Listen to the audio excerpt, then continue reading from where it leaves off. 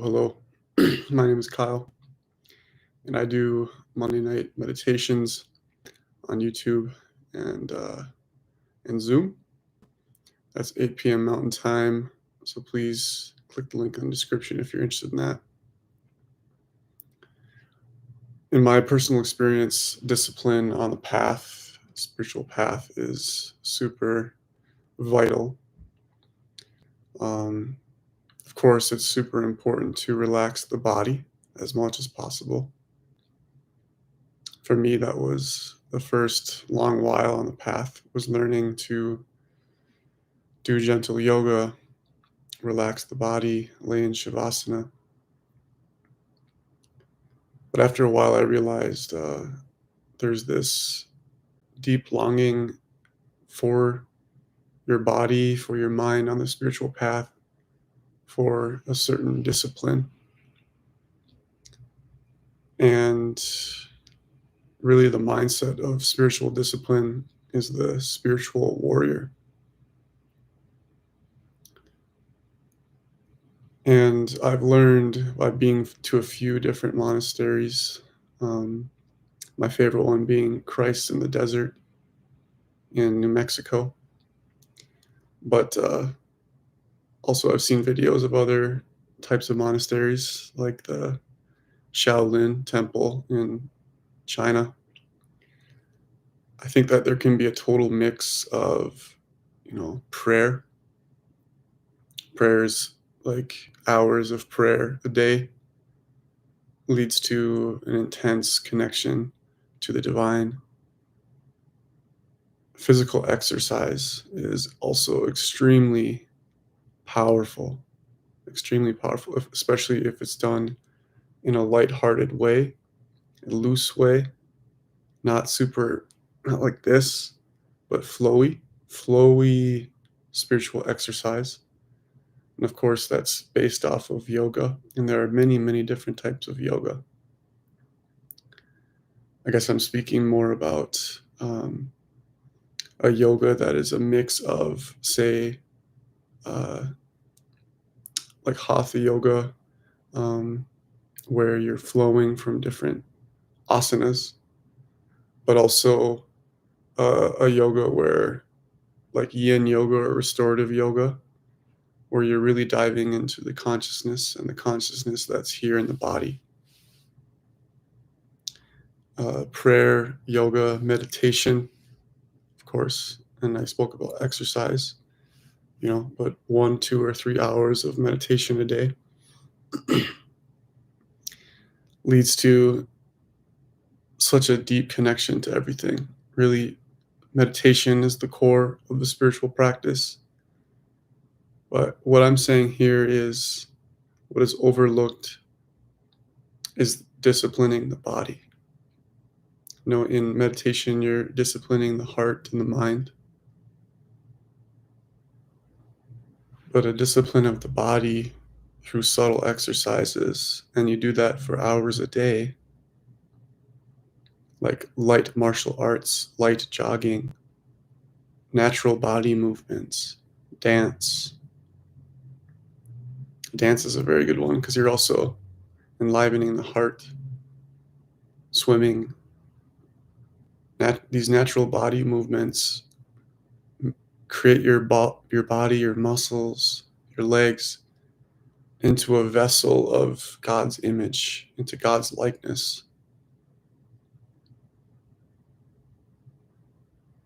And it brings us in tune with the blueprint that our body, our mind, our heart was meant to be. The likeness that God, the divine, created in and for us in this lifetime. And I believe that there are specific types of exercises, namely yoga, tai chi, these kinds of things, that are made for deepening the connection of the body into the present moment and its divine form.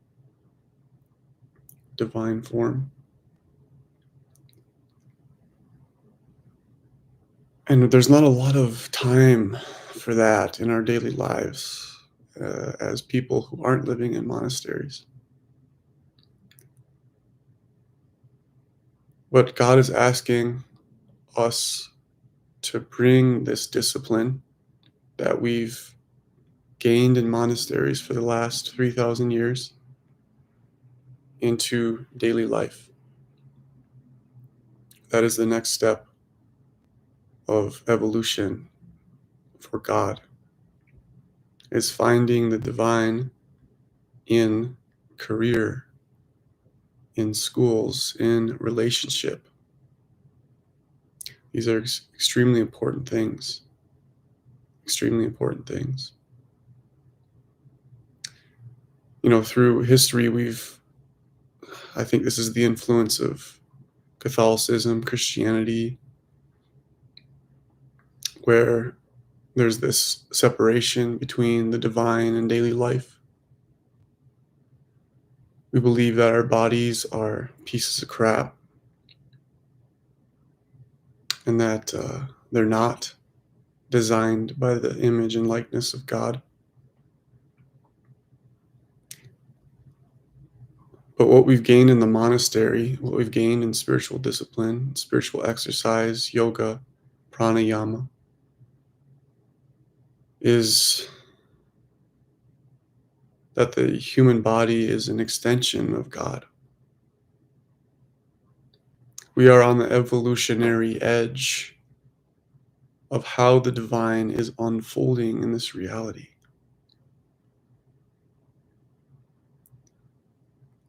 And one part of this evolution is, how is the body designed to move from an animal body into a divine one? How can the cells, the muscles, the bones be transformed into divinity, into a vessel of divinity? God wants us to learn to grow just like flowers blossoming.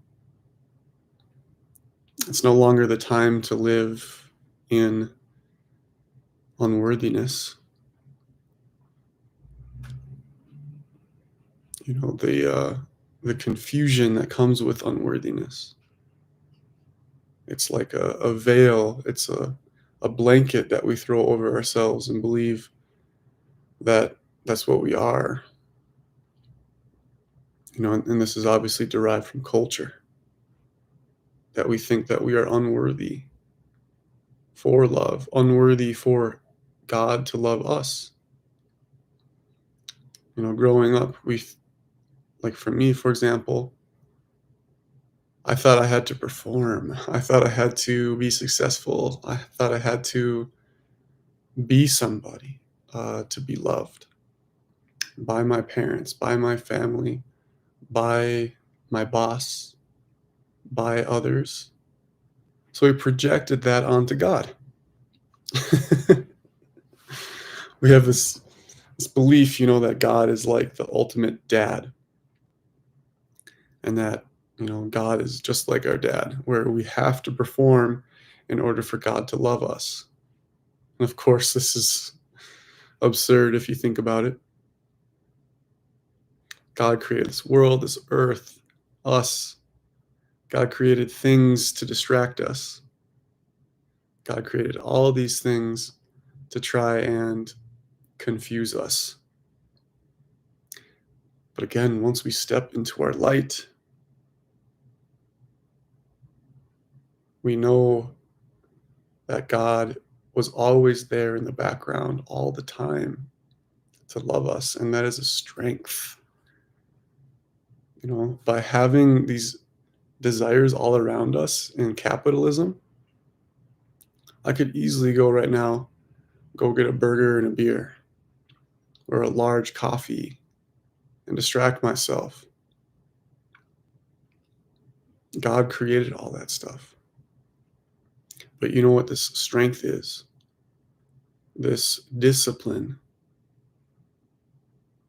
Jocko Willink says that discipline is freedom, and he's right. He's right. Sometimes he might go a little overboard as a Navy SEAL officer, but more of a gentle discipline that my teacher says. You know, the gentle exercise, the flowy exercise, the discipline to wean yourself off of, alcohol. The disciplined one would say, I was a drunk yesterday, but I'll never drink a sip of alcohol ever again today. That's the masculine way to end these addictions. But the more loving way is through the strength of love, by loving yourself so much that the root of the desire and even the thoughts that come with it all of a sudden are gone.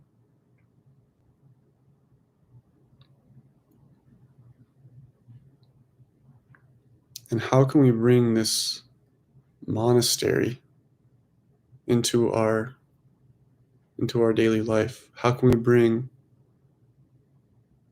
the Shaolin Temple, Christ in the Desert Monastery, into our society?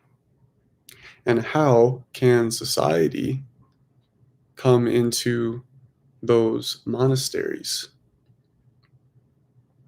How can we bridge this gap between feeling disconnected from the world and being confused by the world, going to Chick-fil-A, watching football, drinking beer, partying until 3 a.m?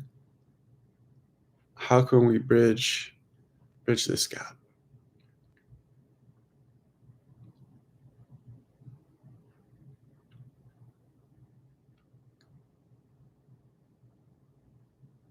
And a lot of these discipline things are a conglomeration of what has already been in place for thousands of years.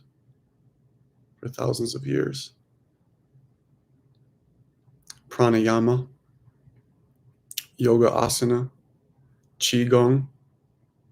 And then when you merge that with the modern ways that the body are moving that we learn from science, Brazilian jiu-jitsu, modern dance, CrossFit, and what we are seeing that athletes are doing today, like in the Olympics. There are brilliant minds out there that are learning how to evolve the human being into the likeness and image of God. And it's all over the media. It's like God is in plain sight, but we just can't see her. Like beauty, love is everywhere all the time. It's not just in the monastery. And it's as close as what's in your social media feed. God also created the social media feed. Yes, number one, to try and distract us from our path. And again, why does God distract us? So that we can overcome and become strong and disciplined, having our heart forward and knowing exactly what we are. I am not that confused alcoholic. I am a soldier of God's love. There's this god in Hinduism, Sri Skanda. He's the general of the light, or like I like to say, love light. So he's the general of all the warriors of love light in the spiritual universe. So instead of being a soldier going out into war, and absolutely, God certainly created alcohol. Of course, God created alcohol. God created all these things so that we could get distracted, think that we're separate from Him, from her. hmm But it's that beauty of the homecoming, the returning, the great return to self with a capital S, the great return to the deep heart, not the confused heart that falls in love in 3 seconds, but the deep heart, the heart that is at the pillar of the divine light, the pillar of the light of Sri Skanda that I'm talking about. Seeing yourself as a warrior of Sri Skanda, of love light, not of like a soldier that just trains for physical reasons and goes off to fight a foreign enemy. Okay? Why are we fighting our siblings, our family? Everybody here on earth is our family. Of course, we're all individuals. Every culture is unique, but every culture is a flavor of the divine. Every human is the image and likeness of God. We are letting our egos overcome our reality. We are letting our ego lead us to making decisions. That's where we are on earth here as human beings. We are bowing before the God of ego. We are bowing before the God of alcohol. We are bowing before the God of having somebody else have power over us. Question, you seem like someone who's explored a lot of different cultures and paths of thought. What were some of the most intriguing? I mean, all of them are super intriguing. So Western culture, anywhere from the Middle East and West, has been influenced namely by Christianity over the last 2,000 years. And then within the last 400 years has been overtaken by modern science. And so right now we are bowing before the God of modern science, which leads to a belief in atheism, materialism, in many different, definitions of the word materialism. But really modern science is the God that we are bowing before here in Western culture. And of course, Western culture is spreading globally. So Western culture is now global culture. But before this colonization, we had beautiful cultures all over the world, like in Eastern culture, ancient Chinese history and culture, ancient Japan, ancient Thailand, the Aboriginal Australians, other Native American, other indigenous peoples all over the world, Native Americans. They each had their own beautiful spirituality.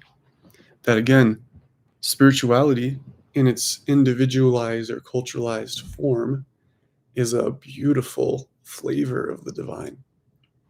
The divine is coming down from the heavens and blessing all these beautiful flavors of the divine. And you're one of those. You're a flavor of the divine. And I'm not. I don't know what it's like to be you. Because I'm living in my own flavor of the divine as Kyle, as my soul, whatever, if my soul has a name. That's what ultimately I'm my soul. But right now I'm living as Kyle, but the goal is to be the divine Kyle. And whatever your name is, Anomalakarius, sorry, I can't pronounce your name.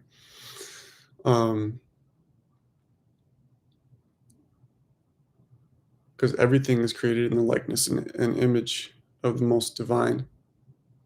So what is that for you? Only you can discover that. Only you can discover that in conversation with God, in conversation with the universe. Because the universe, to be whole, for the universe to continue evolving in its more perfect form, you have to be you. You have to be you. You have to be your highest self in order for everything else to also be in tune to evolve into its highest version. Yes, you're welcome. You're welcome.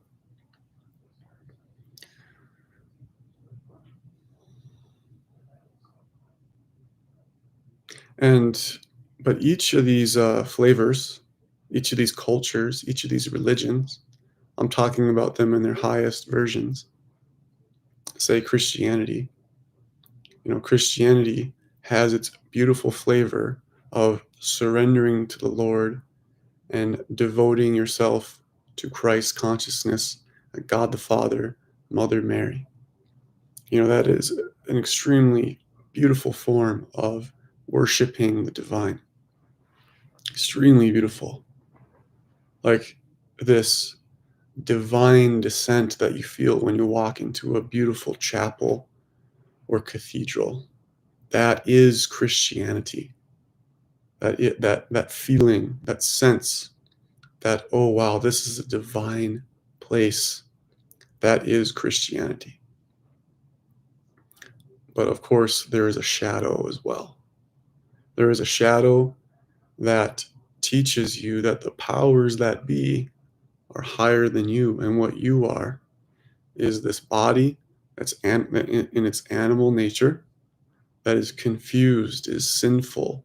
There's also some truth to that, but that is what's been taught throughout Western culture, is that you need to ignore and do it all on your own, and you're not worthy of love until you achieve something. And you're just, born a sinner. This is the shadow. This is the shadow. And of course, I'm not just picking on Christianity. I could pick on myself, right? I have a divine form and I have a shadow. And I project that shadow out onto you all, onto life.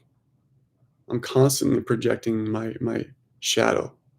I mean, not constantly, but a lot. A lot. I project my views of the feminine form onto women. I project my views of the masculine form onto men and myself. And that projection came from history and modern culture, from school, from church, all these things. So yes, everything has its shadow form, its cravings, its habits, things that try to maintain the homeostasis of the thing that it's currently at, the current vibration that this thing is at. But what is God asking of us? What is evolution asking of us? Development, growth, learning, exploring. This is the nature of reality. This is the nature of reality.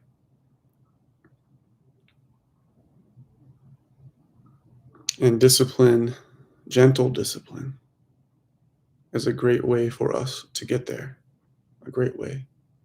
And learning what can be these paths that each individual is best suited for. Obviously some people are really into yoga. Others are really into meditation. Others are really into service, karma yoga.